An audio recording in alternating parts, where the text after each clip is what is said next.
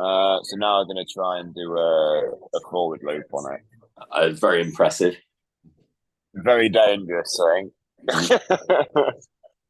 No, I don't think it's too bad. Just make sure my foot straps are set up right. Yeah, Fine. that's it. You have to stay in all the time, I presume, do you? Yes, yeah. Yeah. It needs to be wedged right in them as well. You don't want to lose it. That's it. You'd sooner lose your ankles on landing. Yeah, exactly. I'd rather do that than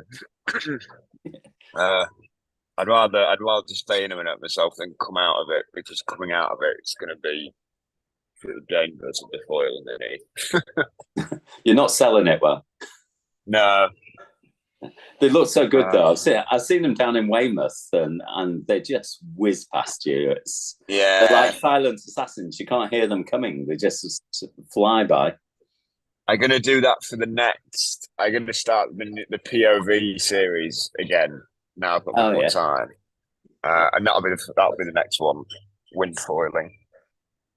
I want to do it on like a kind of windy, like 18 knots with the 4.8, and go like right down to the mountain and down the mountain a little bit. Yeah, and then back up. I think that'd be cool. So who's there on our course?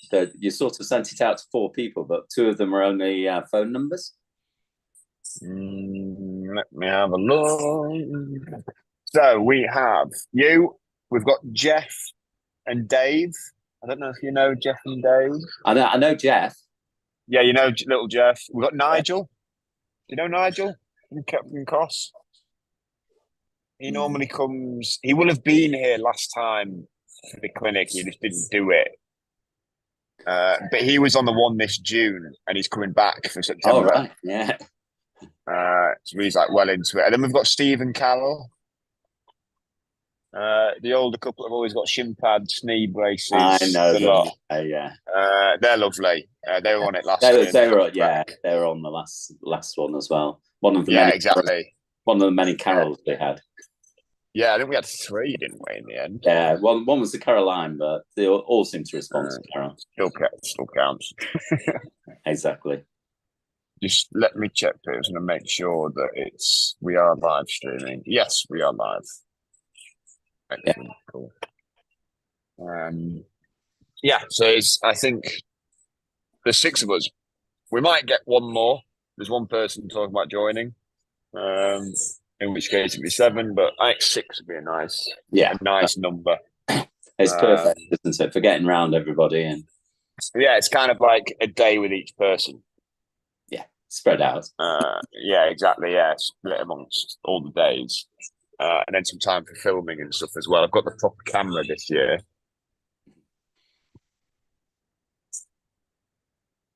That allows me to sit on the beach, and I can film from the beach with it. It's that good. Oh, that is brilliant, isn't it? Yeah. So then I can sit in a nice quiet corner and curve on you all windsurfing. I'm not sure I like the sound of that. I behave when I know you're behind me, but yeah, I'll catch you doing all sorts of weird things, mate. But yeah, can you see the screen, Pete? All right, I can. Yeah, is anybody else on the call yet, or it may well just be us 2. I'm not expecting much for the first couple of weeks because I've not done it for I think 5 weeks. We didn't do it for. Were you not on last week?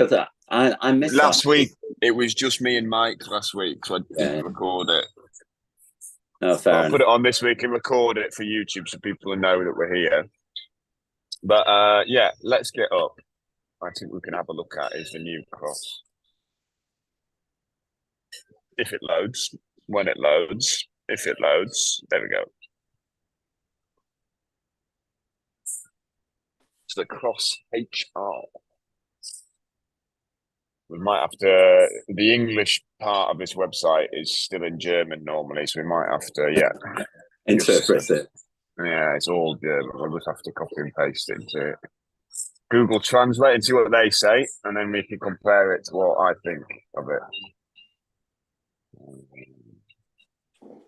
But it's a very interesting sail because it changed a lot from the old cross. It feels very different.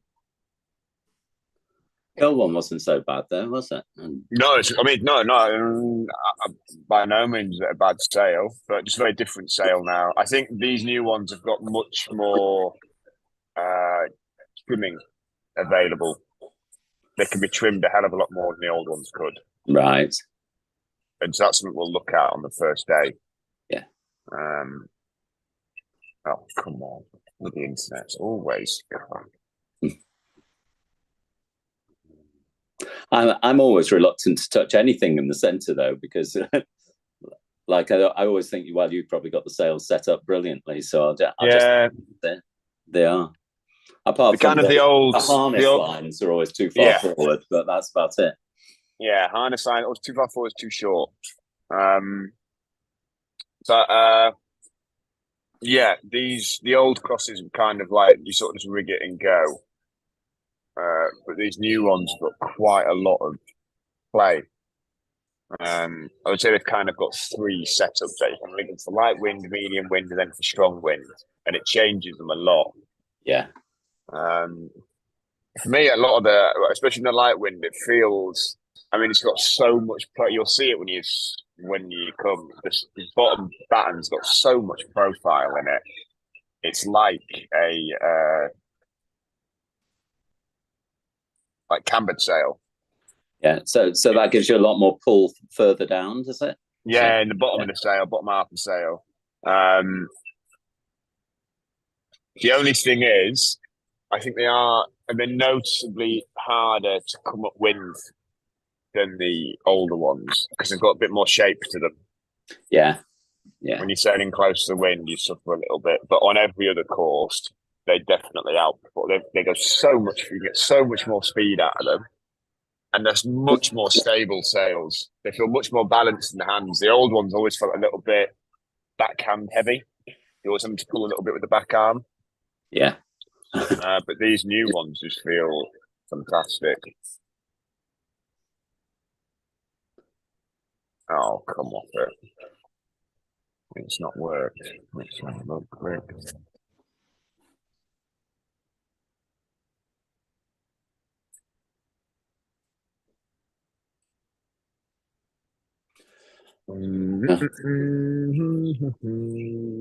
Come on.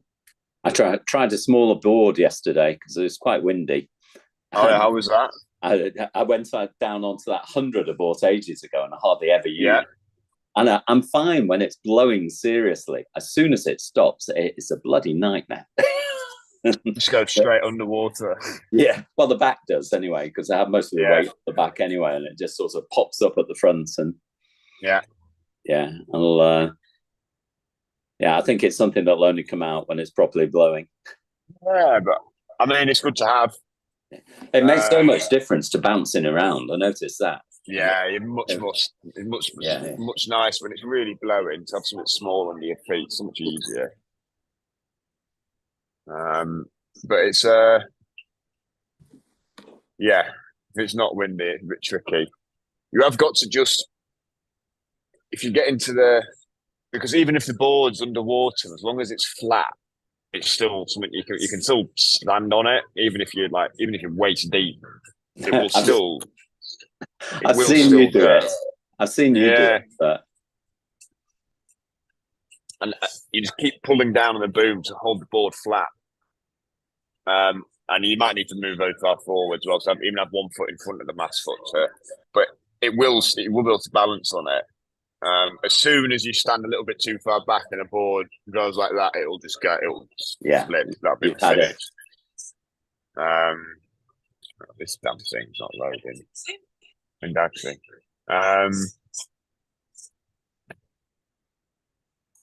let's have a look. Why is it just doing that? Forget it. Not working. You can just tell us anyway, can't you? Yes, but anyway, the new crosses with a lot more profile on the bottom. A little bit trickier to get upwind, but a lot more stable. The centre of effort doesn't move at all. They're faster. They feel more like a free race sail than a free ride.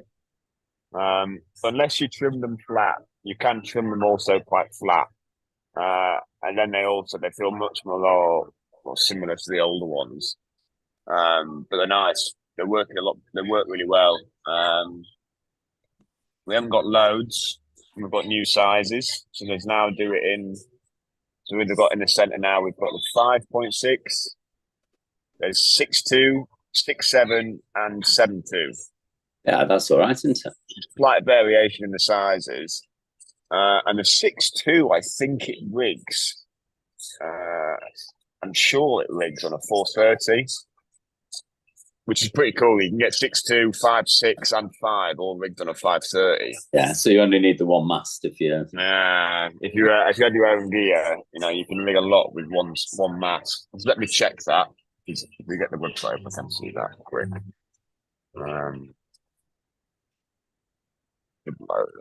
Come on. Loaded before, you can load again.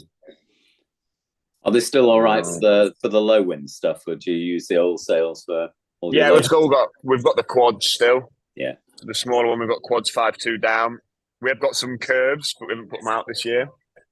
The quads are still doing well. The curb is a 5-batten version. Yeah. Yeah, I think quads. We've got a lot of new quads in this year, so we thought we won't bother with the curbs. So for next year. Good evening, Rich. Good evening, Rich.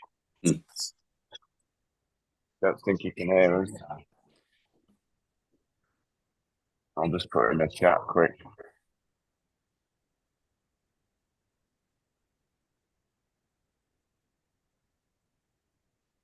Okay, here we go. 5.6, 430, 6, 430, 6.2, 430, 6.7, 430. Handy rigged on. That's been pretty much.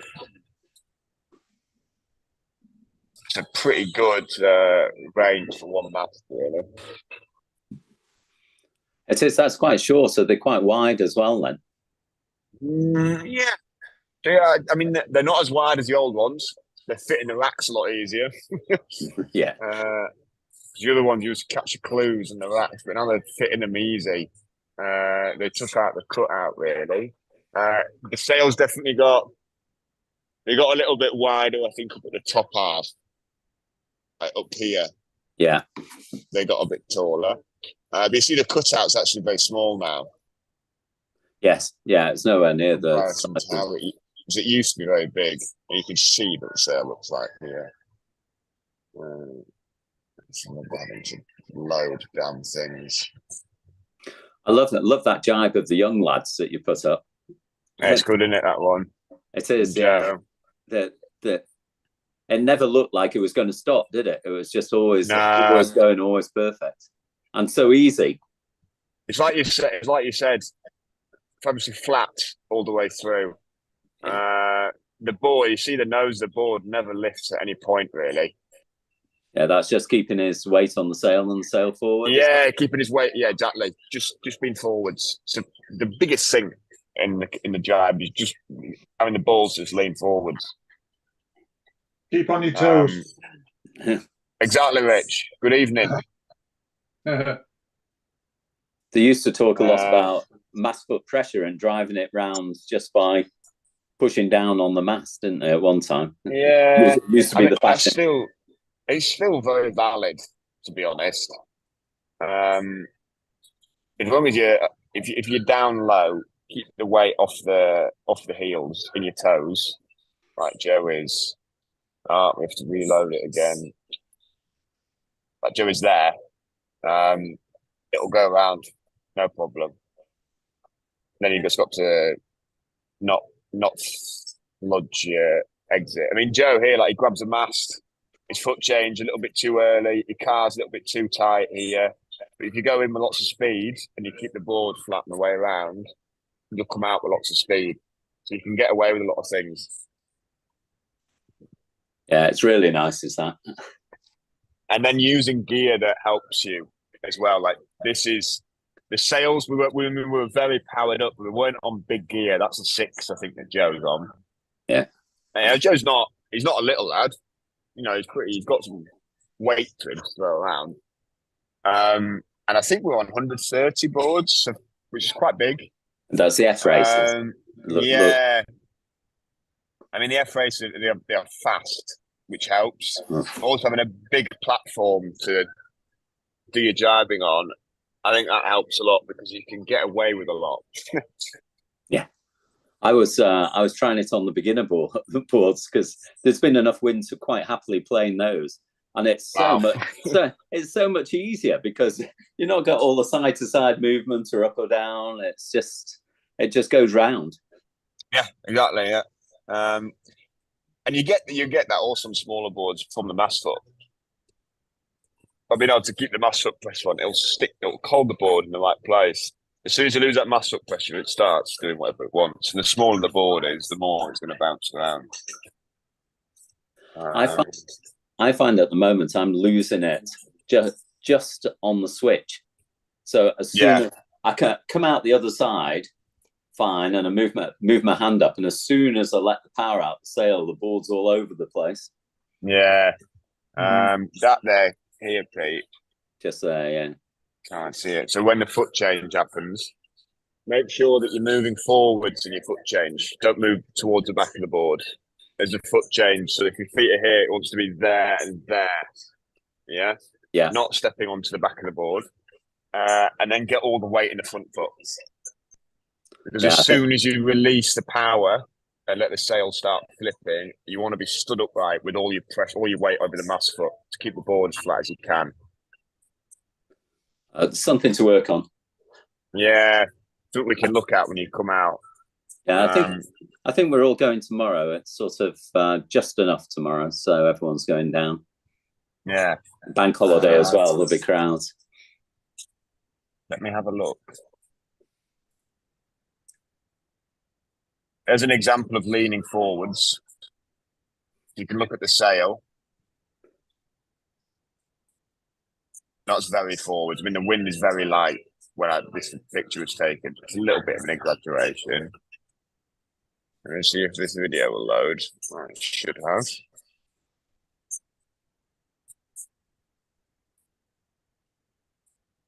If you look at on the toes, the heels completely lifted. Yeah. Big bend in the knees. They're hanging on low, so all the pressure's to the mass foot. Like you said earlier, Pete, when you come to your rig flip, hips are in, weights over the front foot. I think that's what I'm doing. I'm just leaving the weight over the back. Yeah, if you leave the weight over the back here, you're basically now, because you've got no power in the sail, you're just surfing the board with whatever speed you've got left. And I've seen you do jibes before and have speed at this point. So you're just surfing, so just get forwards on the board. And then you get ready as that power comes. You see that hips are in, and then you drop. Yeah, ready for that power. And if you need to, do what you can to get going again. So I have to pump a bit there and pump myself into the water. Yeah, you should have stopped it just before. Exactly. Yeah. So what we'll do is we'll edit the last bit of the video off. But that's a really low. Is also a good one here. Light wind jibes. Look how far back the front hand is. Yeah. Yeah. Centre of effort's where those harness lines are.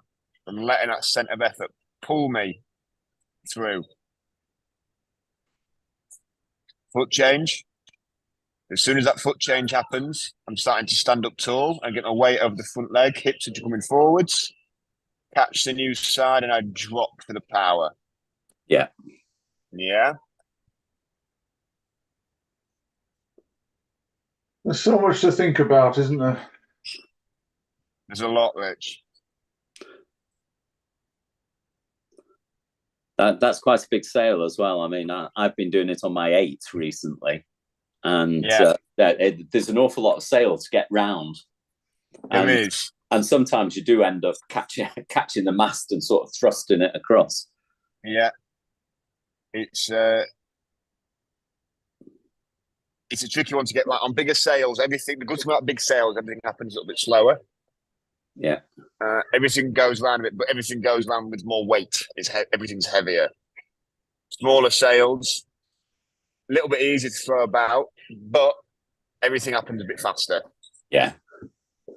Yeah, probably I'll stick with the big ones, give him my I'm like a dinosaur now. It takes a long time for the messages to reach the extremities. That nervous system. Yeah, so there, that foot change is not to avoid stamping on the back of the board. Try and keep it as flat as you can. And my carve here, we look how the board is. Pretty flat. It's pretty flat. It comes up a little bit there. So the nose lifts there a little bit. Probably carving a little bit too hard. But I give myself the benefit of the doubt. The wind is very light with this wind direction on the inside. Light wind, so you need to get the board around and get clue first, and then get the sail flipped as quickly as possible, basically, when it's light. Right. Yeah. So you don't go clue first for any distance. No. So I'm getting this bit here now. This is all like really losing a lot of speed in your jibe here. Your foot change and your rig flip, you'll always lose the most speed there. So when the wind's like that, bit's got to be quick. Yeah. If you look. It's probably a second, 1, 2, maybe 2 seconds worth of the turn. Yeah. Whole turn starts there. 1, 2, 3, foot change, mid flip. Boom. Yeah, it's a very small part of the turn, even though for most people it's the kind of biggest part because it's the part everybody struggles with the most. Yeah. Yeah, no, that's good. And we'll have a quick look also. So yeah, really nice from Joe. Joe was nailing them, and then we're doing duck jibes as well. He had a couple of training duck jibes at the end of the holiday. Sweet. Yeah, nice one, Joe. Rich, have a quick look at your video here. That's we looked at this. I think we've done this one, haven't we? This is where I'm trying. Did we have a look? Well, last time I was on, you mentioned trying to get to the straps before you start planing. Yeah. Bags and bags of mass foot pressure. Yeah. I got it going. You can see this from looks that. Good. But I've not been sailing. Not been sailing since then. That's right.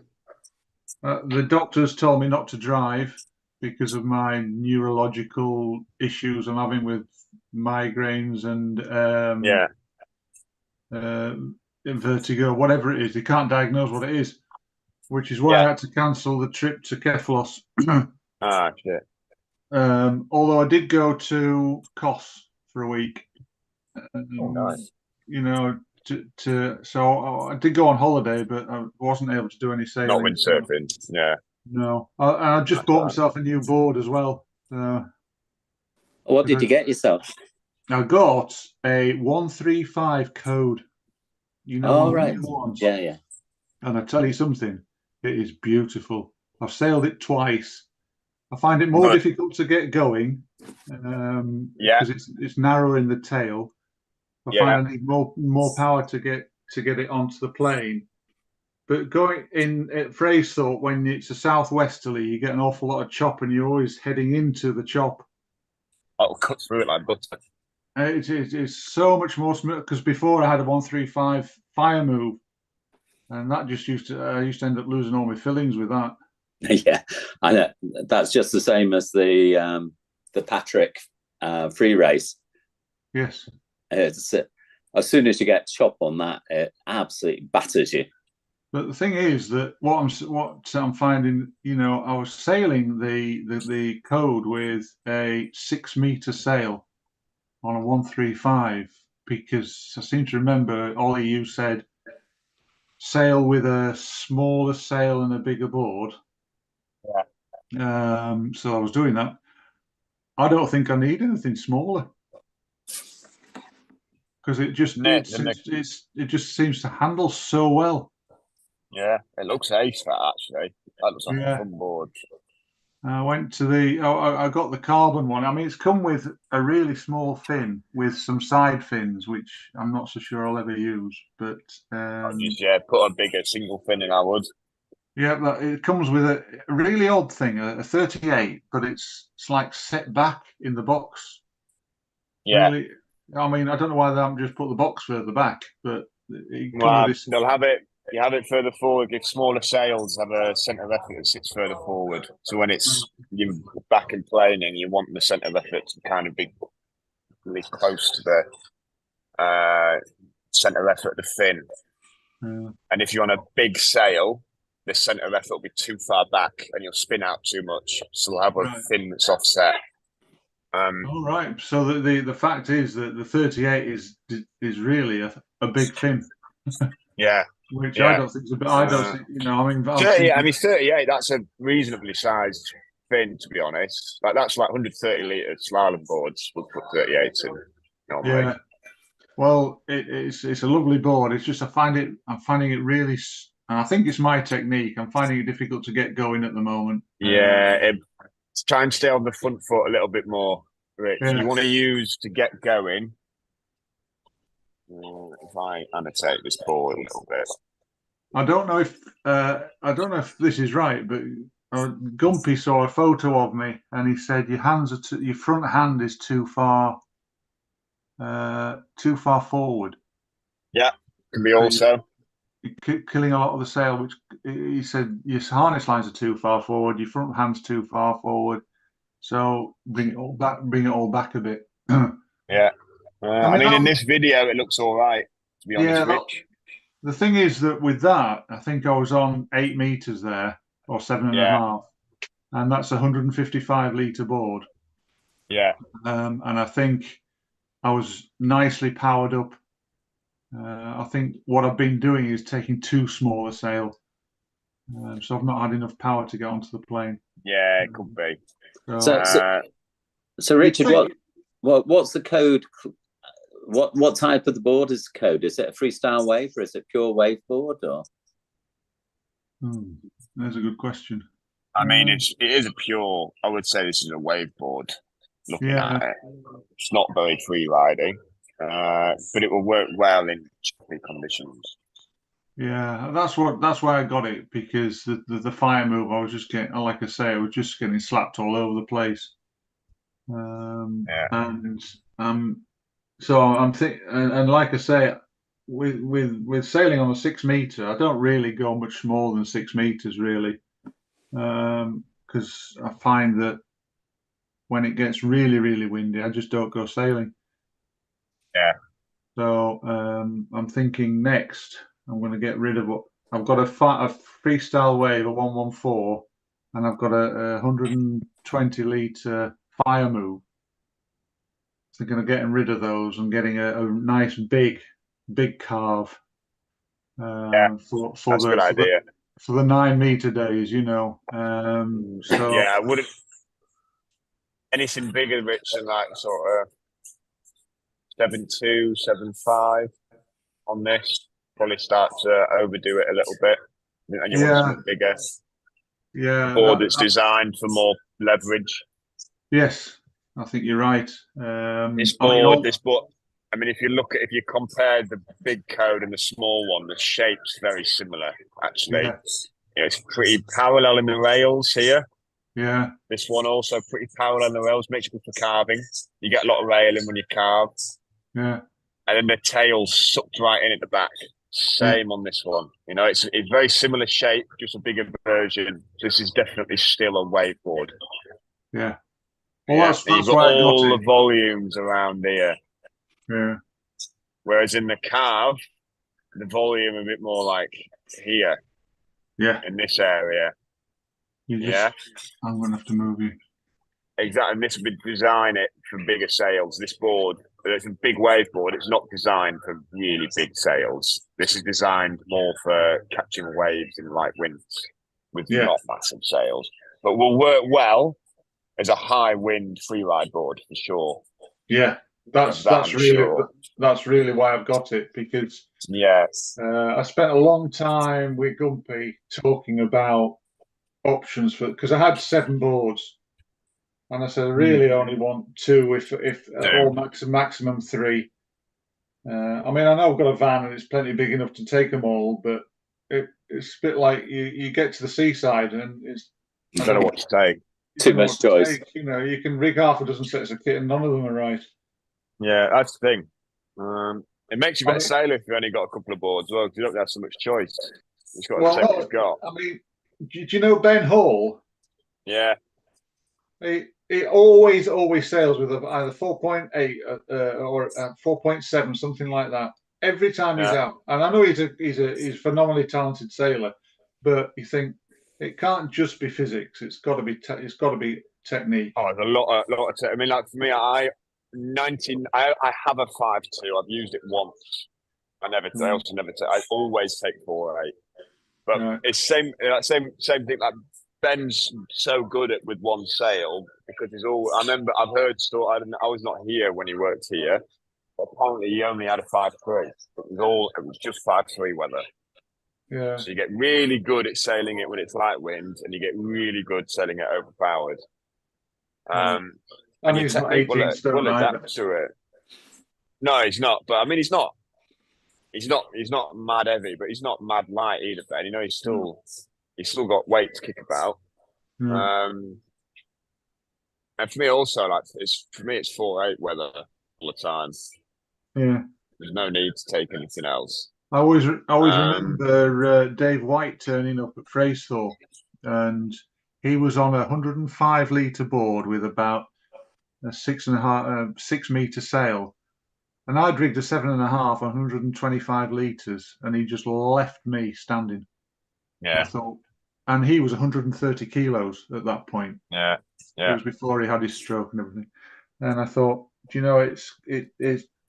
You often stand as a bigger sailor. You often say, "Well, I can't get going because of my weight," and that's not necessarily the case because it's got to be down to some kind of technique. I mean, weight makes a difference for sure, but a lot of people are more likely in lack of technique than just being too heavy. See, I mean, I've never not always. No, but it can be a lot of the time. But this board, Rich, for example, it's designed for you to sail with your weight further forwards on it. So with your weight more over the front foot. Like your weight wants to be in kind of this area here on the board. Yeah. Now, fire move, you'd be looking at having your weight more back there. So you push more off the fin. Yeah, I've noticed but on these boards, you want to try and use the rails rather than the fins too much. You're right. I've noticed that when I've been sailing it. Like I say, I've only had a chance to sail it twice before the doctor said, you know, that's annoying. And then I don't know how long it's going to be. It might be and not see another day sailing in the summer. But I've got the chance to review my kit whilst it's I'm off the water and clean my van. It can be an expensive business reviewing your kit. Yeah, I mean, I've never indefinitely expensive. Yeah, you're always striving for the next one. Let's just see quick. Look at the carve here. Get it. Carve. Have a look at the difference. The club's just bought a carve, and it's been unbelievably popular. It's a 130, and everybody wants to use it. And it's similar board to the Gecko that we've got here. It's by far the most popular board. I never got on with the Gecko for some reason. It just never quite felt right for me. But maybe you've tried the carve, Pete. I've not tried it yet. I will do soon. But it looks nice. That's half the battle, isn't it? I think if you scroll down on that, Ollie, it's come up at the bottom. Has it? I know it's frozen now anyway. All right. I'm just going to reload it until it loads. Yeah, because I have a 9 metre, and again, speaking with Gumpy, he says the 169 carve has a maximum sail size of 9.5. He says, but with my weight, you want to knock half a metre off that straight away. Yeah. So I'll probably go for the big one. And I would. Sounds like a good idea, that. And then I'll have 2 decent boards. That 135 code, which 7.2 even's 2B. You probably look at max sale size, it'd be like 6, 7-ish. Yeah, 6.5, something like that. Well, I have a much bigger than that on it with it. I have a Gator 6.5, 7, 7.5, and an 8. 6.5, the 8 7. would go on the bigger board. 7 at a real push, you could probably get away with it. 7. Yeah, I've had the 7 on. It sails really nicely with the 7. Yeah, I think much bigger than that, and you'd start to overload it too much. And I need to lose some weight.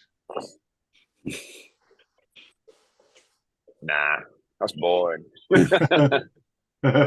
Yeah, watch everything bend. This with the internet, my head in. But I mean, this video looks good, Rich. Getting nice into straps here. Well, as you can see, it's not planing, and I'm sort of fiddling about with it to get it going. Yeah.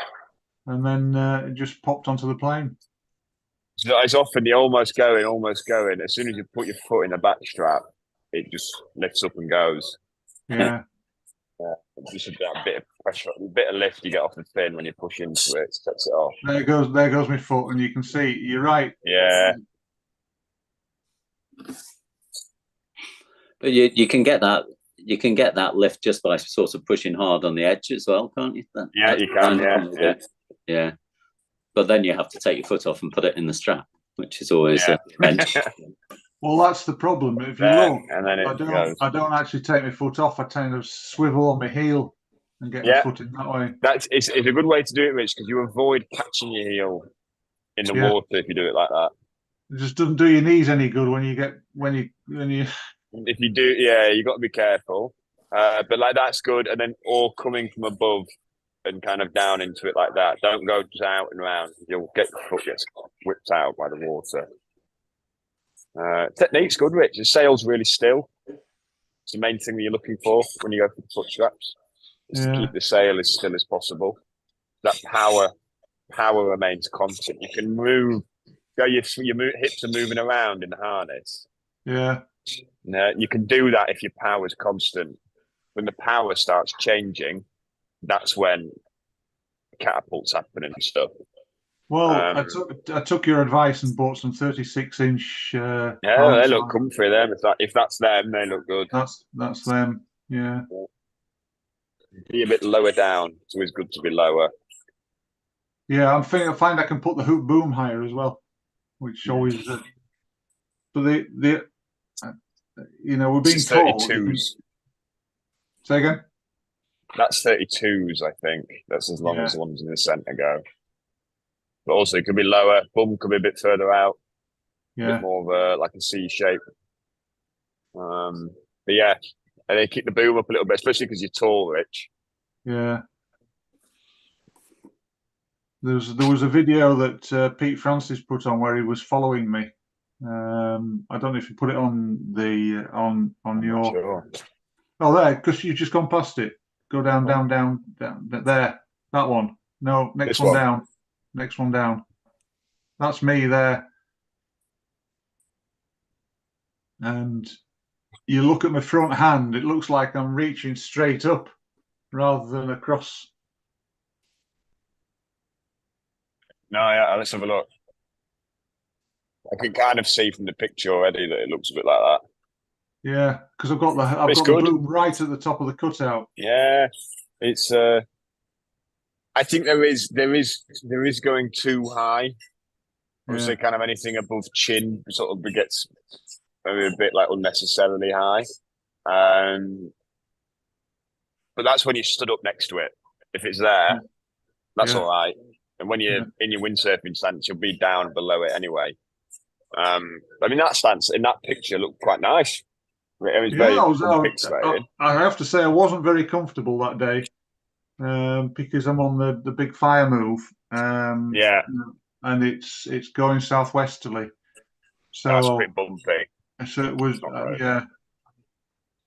but it will make it easy because you're further off the side of the board. Yeah. The board can bounce without you bouncing around on it as well. You're doing that, aren't you? Yeah, it's you're like this. Boards bouncing without bouncing you as well. Yeah. There's more over you are, there's more you bounce. You just let your legs take the hits. Like the difficulty with that is that you're hitting the chop so much faster and harder. I find that you're flying in the air half the time, and that as soon as you really lean out against it, then you're not half whacking into the chop. Yeah, and the only problem that you have, Pete, is when you're leaning out and you're going full tilt at bits of chop will take off, but that's when the back leg comes into effect. Just need to, as soon as you start taking off a bit, tuck that back leg in right under you. Yeah. Keep the board underneath you. But that's why it's so, like, if you watch the guys in the PWA on the slalom, that's why it's so difficult to do what they do, to go absolutely full tilt over chop and stuff, because the board is constantly skittering around over the top of it. And to make it go that fast, like consistently over chop, is so hard. It is so physically exhausting, because you're like, they're looking at every little wave in front of them, and you're making calculations. But like, am I going fast enough that I'm going to hit this one, or it could be this one? And if I take off this one, am I going to land on the back of the next one and stuff like that? We've done it a little bit this year. Me and one of the instructors have done some slalom stuff, and you don't realise how hard it. And we're doing it in Keflavik, which is flat. Yeah, we had a couple of days where we thought like we're going to go like proper full tilt on it, like push it to its limit, and it's terrifying. And it's flat. It's not like doing it in pozo, like in waves. Yes. Like, these guys in the slalom gear, they are nutters. I saw that. I saw one of those videos of them on the final leg, and it's like two of them going for it to reach the they've got about an inch of board in the water, if that. Yeah. That's like they're pretty much just sailing it on the fin, just a fin in the water. And, you know, like if you look at like new slalom boards, like the cutouts in the back of them are so big. There's like that much board that's actually in contact with the water. The skill required to keep control of it in such big chop is immense. I never really used to. I always just think, like slalom, that cool. They go fast and all, but newfound respect for slalom sailors. It's not a very comfortable way to sail, though. No, I remember I had an Isonic, a 133 Isonic, and I had a 133 carve, and I actually went faster on the carve than I did on the Isonic because it was more comfortable. Yeah. That's to say, comfort's a big thing, but slalom boards, they are not made to be comfortable. No, this was when I was sailing at Beaver and at Grimwith, not on the sea. And the other thing is, once you did an hour on the Isonic, and you were absolutely shattered. Absolutely. Whereas the carve you could sail all afternoon. I mean like the calves, the F races and the F rides, all the pre-ride boards, they're all designed to kind of, you just be a passenger on it. We kind of just sit in the harness, get in the foot strap, let it take you for a ride. Yeah. But the Isonic, it won't go fast unless you tell it to go fast. Yeah.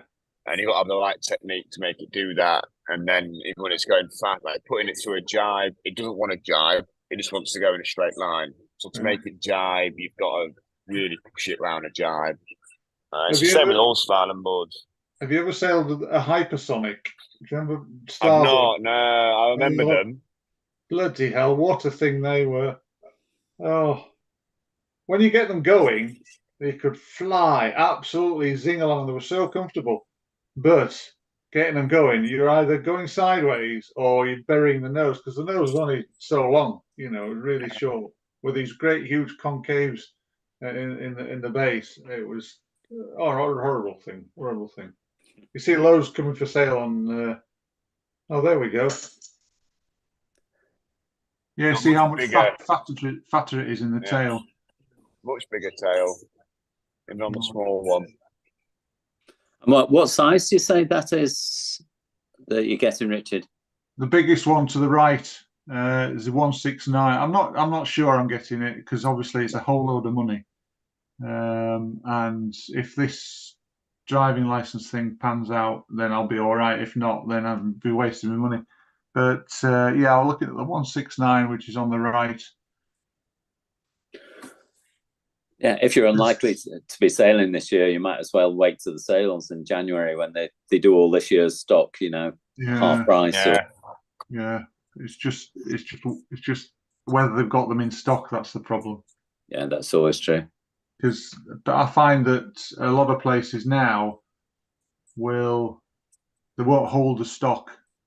It was the same when in the cycling, you don't. Stuff like they won't anymore, Rich. To be honest, it's like you don't have demo kit anymore, really, because the stuff's so expensive.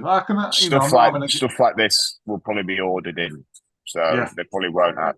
The distributor needs to hold some stock. Yeah. It just whether they'll hold that, because I'm like, for sure they'll hold boards that they'll sell a lot of, like 129, 119, maybe 139. 169, probably not a super asked for board, to be honest. No. A friend of mine who's a similar weight, Floyd. I don't know if you know him. He has a Flicker. Yeah. And his most used board, it's about 180 litres. Yeah. So I'm thinking, well, I can get away. 10 litres at that size of board is not a huge difference, and I'd rather get a production board than go for a custom board.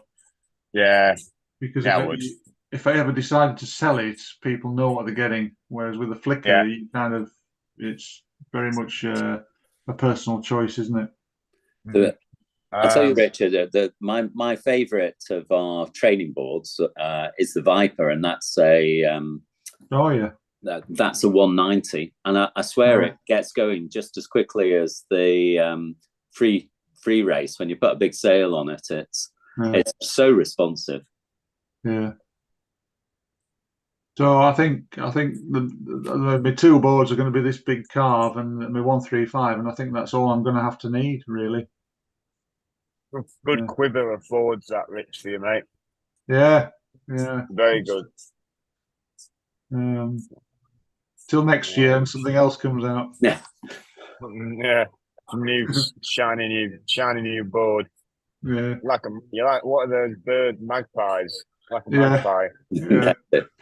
More shiny. Oh, some shiny new thing. So sale range 6.5 to 9.5. Yeah. Let's see what the sale range is of the codes. I'll be interested in. The code that I've got, I think the biggest they recommend is an 8 meter. So it's 6.5 to 8.5. Yeah. So I would put. Yeah, that seems quite big. I would probably put like. No, they're only a guide, aren't they? Let's be fair. Yeah. And you probably put like for you, Rich. I'd be looking on like 5.5 to 7.5, like the 115. Yeah, you're right. Yeah, that's exactly what Gumpy said, because like it was one of the lads said, "Flipping X like a blooming surf shop in the back of your van." I said, "Well, I'm not having that." I said, "I need to ditch some kit." And the thing is, you like to buy? Say, what would you want to buy? What would you like to buy? How much do you want to spend? Yeah. No, so the thing is that with having all the boards I've had, it means I'm not spending a huge amount of money because I can trade them all in because they're still current. So people will still want them. That's good. Always good to not spend lots of money. Get away with it. Seven are meant to be bringing out a new intermediate board, according to Vince. Anyway, it was in development. He said, they brought out already the. I can't remember what it's called. I don't know. Let me see. It's something that performed the Verso. That sounds like the one. There's something that performed less than the Fox, but was supposedly much better at jiving and all intermediate style stuff, easy to play.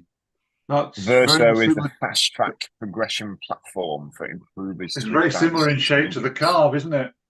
Yeah, basically Carve. Brands there is two brands that make good intermediate boards, and that is the Fanatic, the Duotone or Fanatic, the Gecko, and Starboard with the Carve. The rest of it is attempts to copy that, I would say. I think. Then for the rest, I think the best like production brand on the market probably is Patrick. Yeah. The construction of the boards is unbelievable, and every board has been like designed to perfection. I would say they're just awesome. I do like the new ones at the centre. I have to say, I love that. I love that one. Mint. Is it 145 or 140? Something like that. We've got 146 and 145. And the free race. A free race 140. Ah, yeah. Those things just move. They are awesome boards. They just go and they don't stop. I don't know. I really we spoke about it again today. I kept saying, I was like, I just don't know how he's kind of fucked himself, because you'll never make a board. It's like you can't make it better, I don't think, than it is at the minute. For what it does and what it's designed to do, it's just fantastic. They frighten me a bit. When I go in the straps, I go so fast that I do get frightened, I have to say. Yeah, that's it. I mean, they're like scary fast, but they jibe well. Yeah. And you don't need to push it super hard to make it go fast. Like it just goes fast. Yeah. Like most of the boards, to make it fast, you got to know what you're doing really with it. Otherwise, you just get board. I'm talking about, Rich, is this one. The F race. Oh yeah. In this one, Pete, like 140. Yeah. It's wider in the tail than the Carve, isn't it? Yeah, like this thing is fast. I'm sure the cutouts have a big effect when it's planing. There's not much in the water, really. But it just, I don't know, it just doesn't stop planing either. Like once it just goes forever. It's like it's got an outboard in the back of it. The 150, like with a 7, like I use that with 7.5 on it if it's really light winds. Also, awesome board when it's light. The 120 last year used to be a bit crap, I'll be honest. Like last year's model, I think he redesigned this one, and it's just fantastic. That with a 6.2 on it, can't beat it. It's great fun. 110s and 100s we don't have in the centre, but I think we get them to them next year. Can you get those in the UK then? There is somebody that does it. If you look on the distributors, I don't know who it is though. Some dude called John in Scotland. John in Scotland. Oh yeah, John in Scotland. Aye. Yeah, I don't know. There's a thing. If you go on the website, you can see the distributor. I don't know where it is. Yeah. Got all the things about it. It's not easy. You don't see many second hand as well. There's a lot of slalom ones, but and the much smaller is it F Wave. So I mean the boards. If we go on boards, have a look at the whole thing.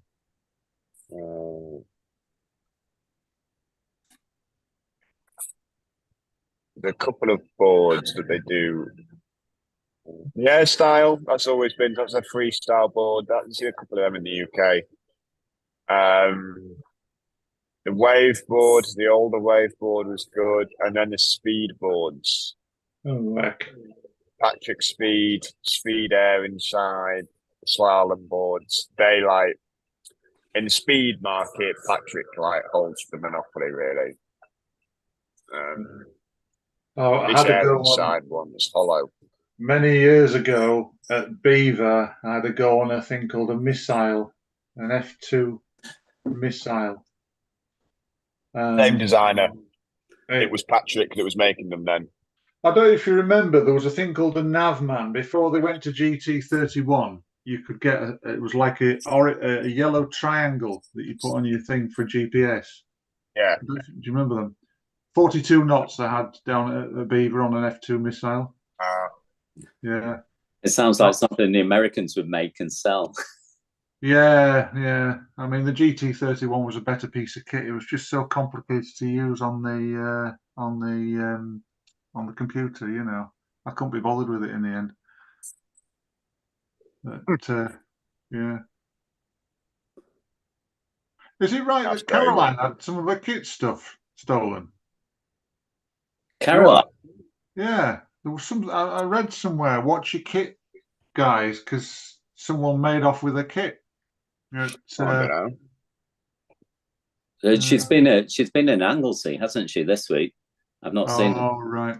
I don't know. I've not read that. But hang on a sec. Talking